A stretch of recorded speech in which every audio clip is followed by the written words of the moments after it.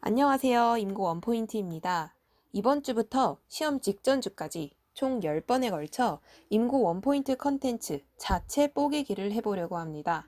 그동안 업로드되었던 교육과정, 기본이론, 강론을 과목별로 합쳐보았는데요.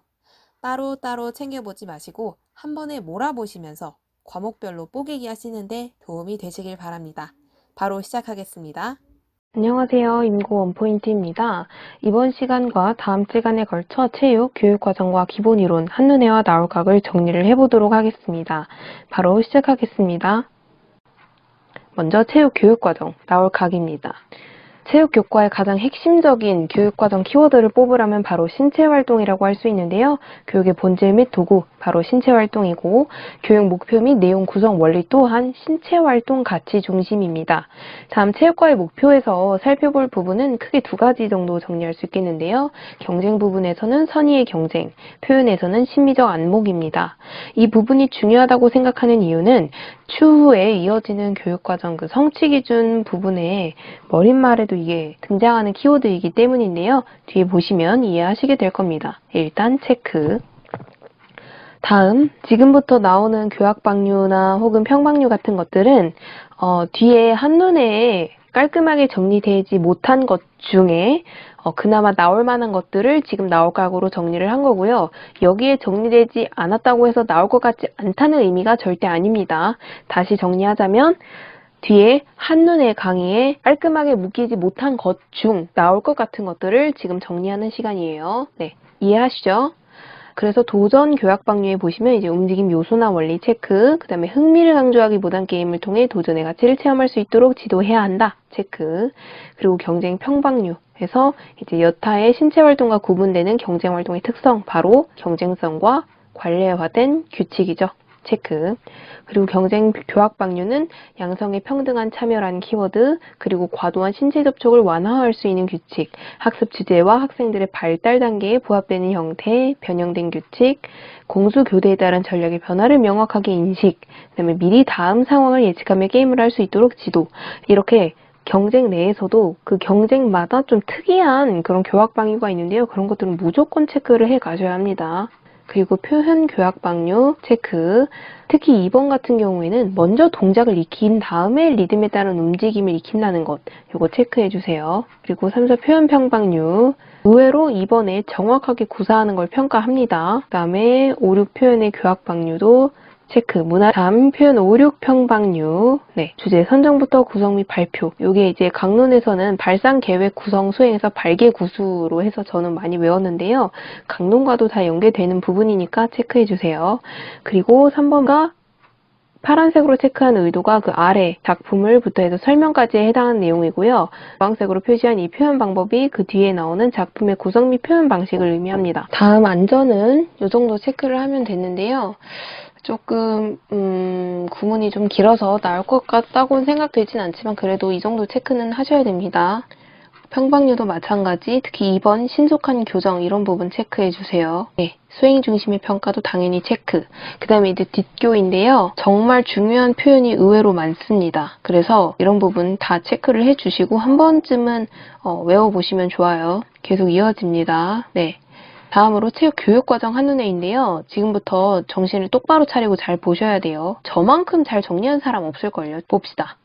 네, 우선 머릿말의 목적 부분 다 정리한 건데요. 맨 마지막 안전, 실생활에 적용하는 것, 이게 한 번 시험에 나왔기 때문에 수평적인 학습을 위해서 다른 건강, 도전, 경쟁, 표현 3, 4, 5, 6학년분의 머릿말에 나온 목적도 다 봐야 돼요. 아까도 말씀드렸다시피 5, 6 경쟁에 선의의 경쟁이라는 표현 나오고 5, 6 표현에 심리적 안목이라는 표현 나오죠. 네, 이래서 제가 보라고 했던 겁니다. 다음 신체활동 시리즈인데요. 신체활동이 체육과를 관통하는 핵심 가치라고 했죠. 핵심 키워드라고 했잖아요. 그래서 교학방류에 보시면 그 뭐뭐뭐뭐한 신체활동을 수행하도록 지도한다 이런 표현이 계속 반복해서 나옵니다. 그거를 제가 따로 따서 정리를 한 건데요. 꼭 반드시 체크해 주셨으면 좋겠어요. 다음 이제 도전과 경쟁의 첫 번째 성취 기준에 나온 그 정의 부분은 좀 외우시면 좋습니다. 특히 초반에 공부하실 때 영역, 필드, 네트 약간 잘 구분 안 되시는 분들도 많아요. 이거 정의를 좀 외우다 보시면 이해가 됩니다. 체크. 전략이랑 기능 비교. 뭐 이건 너무 기본적인 건데 깔끔하게 표로 정리된 건 없어서 제가 한번 해봤어요. 체크. 그 다음에 건강 평방률을 비교해 볼 텐데요. 너무 비슷해요. 너무 비슷한데 조금 내용이 다르거든요. 그래서 이렇게까지는 안 나올 것 같긴 하지만 그래도 좀 저처럼 이런 거를 좀 명확하게 비교해서 보고 싶으신 분들을 위해서 한번 정리를 해봤습니다. 다음 도전 평방률에 계속 반복해서 나오는 지속적. 네, 지속적이란 말 자주 나오네요. 체크.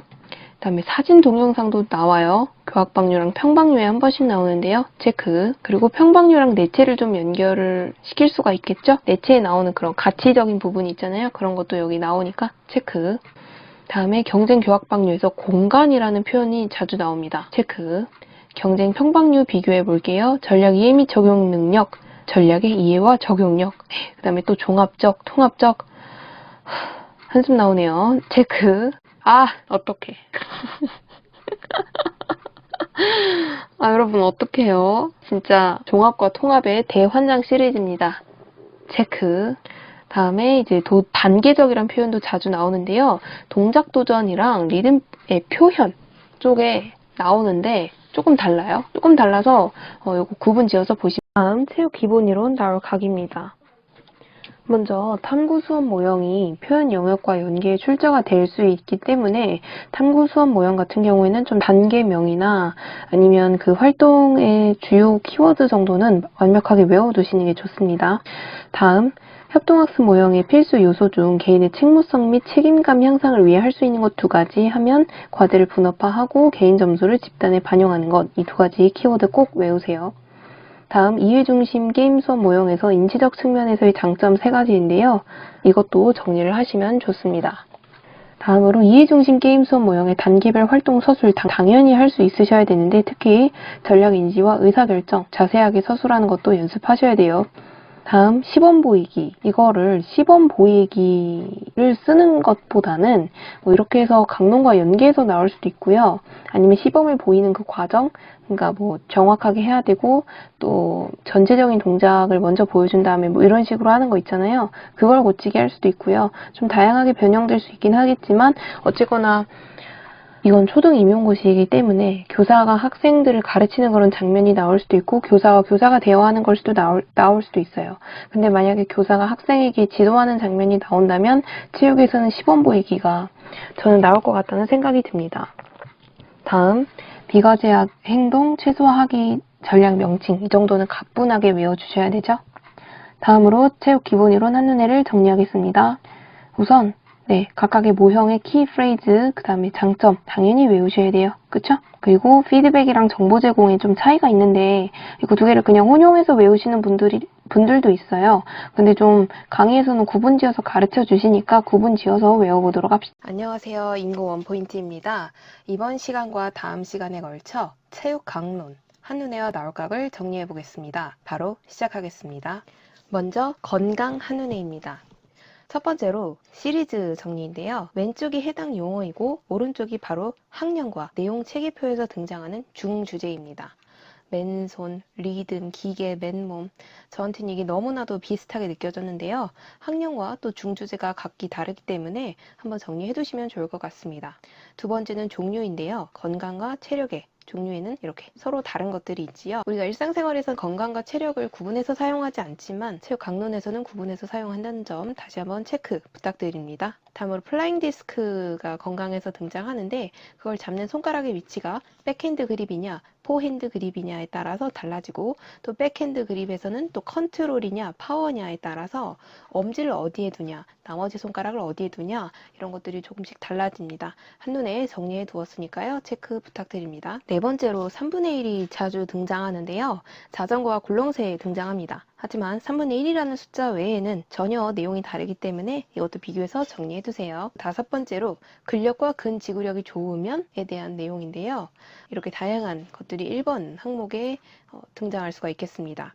그러면 근력과 근지구력을 향상시키려면 어떻게 해야 되느냐? 맨몸 운동, 웨이트 트레이닝, 저항 밴드 이렇게 3가지가 있는데요. 각각 어떤 원리로 진행이 되는 것인지 또 장점이 뭔지 비교해서 정리해 두시면 좋겠습니다. 세 번째로 근력을 향상시키냐, 근지구력을 향상시키냐에 따라 강도나 빈도, 또 휴식의 길이가 달라지는데요. 비교해서 정리해 두시면 좋겠고요. 마지막으로 정적 운동과 동적 운동의 차이, 명칭이라든지 근육 길이의 변화 이런 부분에 있어서 비교 정리해 두시면 좋겠습니다. 이것들이 어쩌면 당연한 내용들인데 나중에 내용이 많이 쌓이게 되면 또 헷갈려요. 그래서 기초 체력 범주 안에 들어가는 모든 내용을 한눈에 정리를 해보았으니까요. 이것도 체크 부탁드립니다.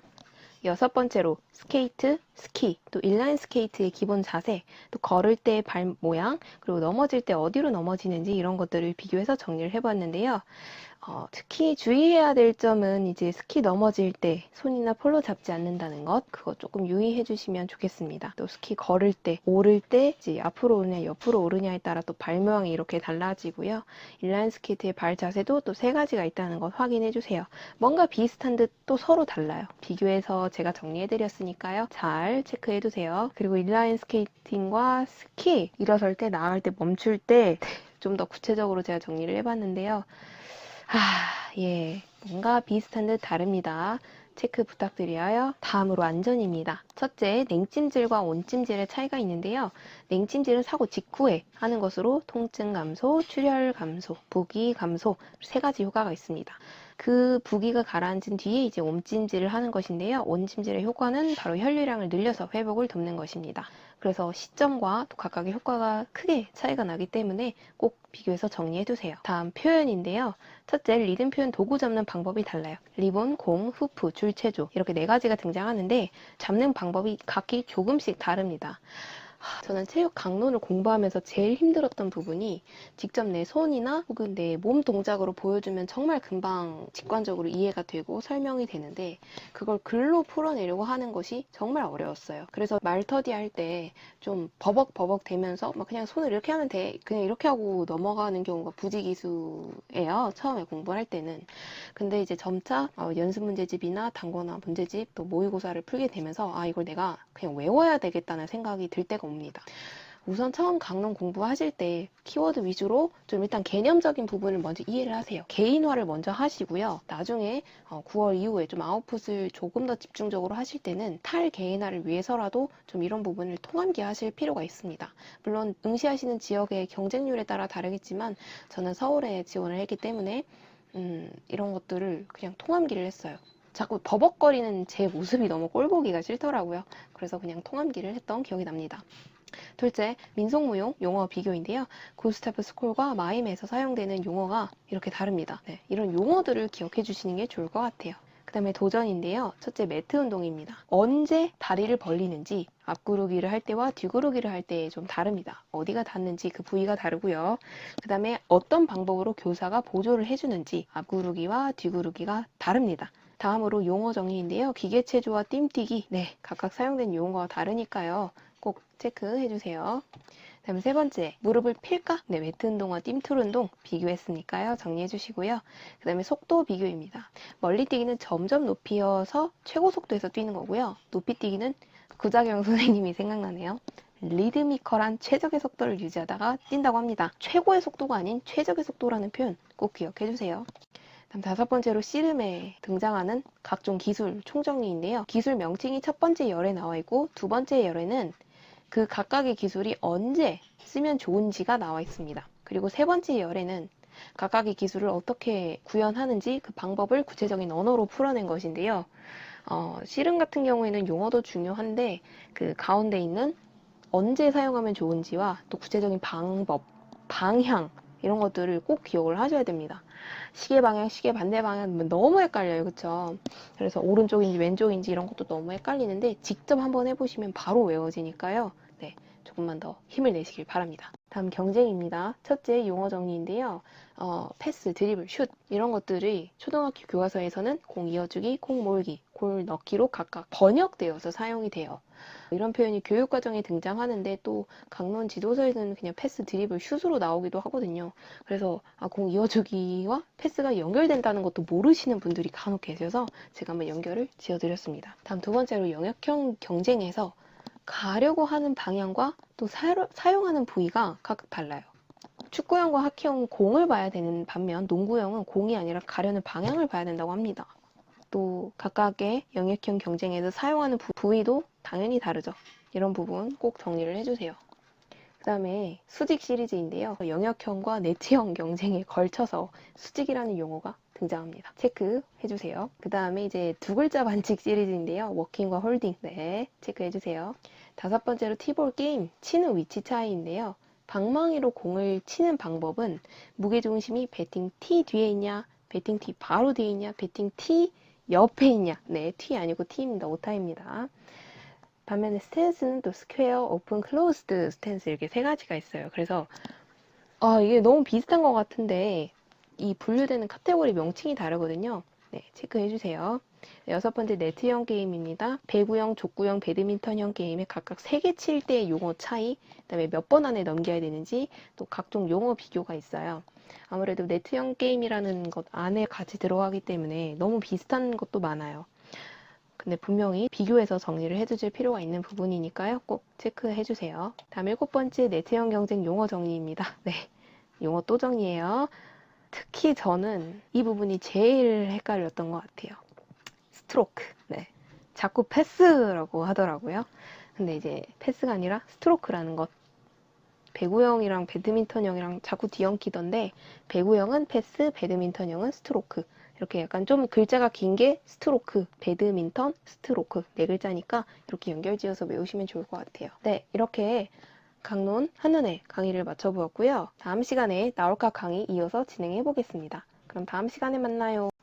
안녕하세요. 윤고원 포인트입니다. 이번 시간에는 체육, 강론 나올각을 정리를 해보겠습니다. 바로 시작하겠습니다. 먼저 건강인데요. 첫 번째 인터벌 트레이닝입니다. 항상 강조가 되는 부분이죠. 이것의 포인트는 고강도의 운동을 반복하며 불완전 휴식을 취하는 것입니다. 애들 용어로 번역하면 조금 세게 달렸다가 천천히 달렸다가를 반복해라, 이렇게 번역할 수 있겠죠. 불완전 휴식의 의미도 좀 기억해 두시면 좋겠어요. 특히 체육은 강론이 워낙 양이 방대하기 때문에 물론 그 의미를 아는 것도 중요하지만 용어는 반드시 완전한 탈개인화를 이루셔서 꼭 암기를 해주셔야 됩니다. 다음으로 안전인데요. 첫 번째, 안전사고의 요인 중에서 이런 부분도 있어요. 교사 요인인데요. 교사가 무리한 성취 요구를 했을 때도 안전사고가 일어날 수 있대요. 근데 이런 부분은 개인별 특성에 맞는 수준별 수업을 하지 않았기 때문인데요. 이런 부분이 교육과정에 등장하는 그 무지막지한 뒷교 있죠? 그 부분과 연계가 가능하니까 연결지어서 생각해 보시면 좋을 것 같아요. 두 번째로 구명조끼, 너무너무 중요하죠? 네, 구체적인 그 방법과 순서, 그리고 특히 이런 용어 부분 있죠? 조임줄, 생명줄, 이런 것들을 기억하시면 좋을 것 같아요. 다음으로 생존 수영인데요. 마찬가지로 용어 위주로 기억을 해주시면 좋겠습니다. 어느 지역을 지원하시든지 체육 강론은 용어는 반드시 외우셔야 된다고 저는 생각을 하고요. 그리고 그 의미를 이해하는 것도 당연히 해야 돼요. 그런데 지난 시간에도 말했지만 건강이나 안전이나 표현, 사실 도전이나 경쟁 모두 체육 강론은 직접 내가 몸으로 시범 보이면 쉬운데 그거를 언어로 풀어내려는 게 좀 어려울 때가 참 많아요. 근데 이런 부분은 좀 높은 경쟁률을 가지는 그런 지역에 지원하시는 분들은 그런 것도 탈개인화를 완벽하게 하기 위해서 통합기를 하셔야 되는 건 맞아요. 그런데 그게 아닌 지역을 지원하신다면 굳이 그렇게까지는 전 안 해도 된다고 생각해요. 개인적인 생각이긴 합니다. 물론 지금은 강론 강의를 들은 지 얼마 안 되셨기 때문에 통합기 당연히 안 되시고요. 몸으로 가까스로 시범 보이는 정도가 최선이실 것 같아요.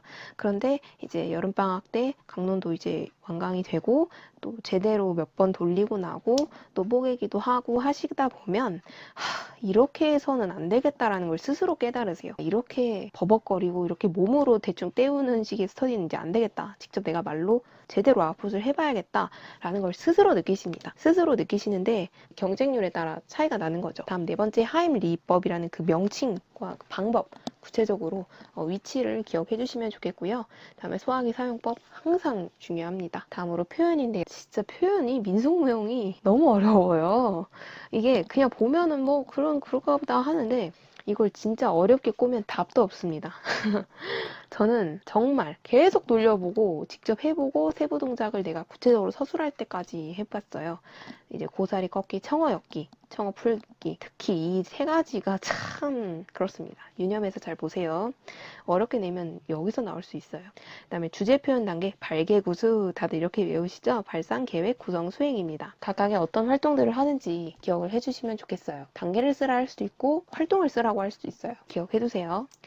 다음에 이제 건강 안전 퀴즈인데요. 이건 제가 헷갈리는 것들만 싹 모아놓은 거니까 이거 말고도 더 다양한 퀴즈가 나올 수 있겠죠. 그런데 이건 그냥 제가 헷갈리는 것만 정리해둔 거니까요. 여러분도 한번 해보세요. 계속 이어집니다.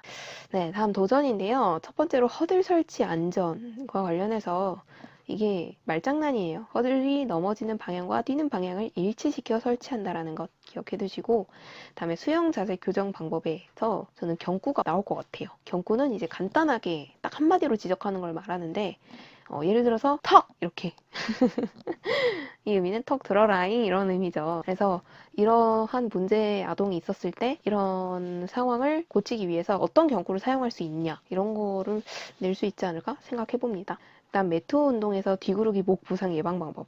이건 정말 현실적인 문제죠. 교대에서 뒤구르기 할 때 많은 학생들이 되게 뻣뻣하게 뒤구르기를 하는 이유가 목이 부러질까 봐요. 싫어합니다.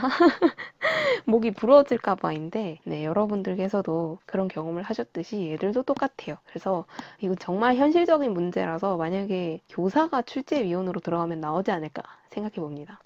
그다음에 네 번째, 기계 체조에서의 안전. 세 가지 방법이 있어요. 매트 깔고 매트를 벽에서 떨어진 위치에 또 놓고, 세 번째, 뜀틀, 평균 내 매트는 고정시킨다는 것. 이 세 가지는 묶어서 반드시 외워주셔야 됩니다. 다음으로 다섯 번째, 손 짚고 옆돌기에서 이제 시선은 손에 두어야 되겠죠. 그리고 이제 오른발, 오른손, 왼손, 왼발 이렇게 된다는 것. 그리고 이것도 마찬가지로 시선을 손에 정말 잘 안 둬요. 무서우니까 약간 눈을 감게 되고 그런데 근데 경구로 손 이렇게 말을 할 수가 있겠죠. 그 다음에 뜀틀 안전과 관련해서 세 가지. 뒤로 넘어질 때 손으로 짚지 않는다. 그리고 상체를 들어서 앞으로 쏠리는 걸 방지한다. 짝짓이는 무릎을 굽힌다. 이 세 가지 기억해 두시고, 포환 던지기에서 발이 밖으로 나가지 않게 하기 위해 두 가지를 하죠. 마금제 사용, 마지막에 스텝 바꾸기. 그 다음에 씨름, 삿바 잡는 방법, 또 패배 규칙 나올 것 같아요.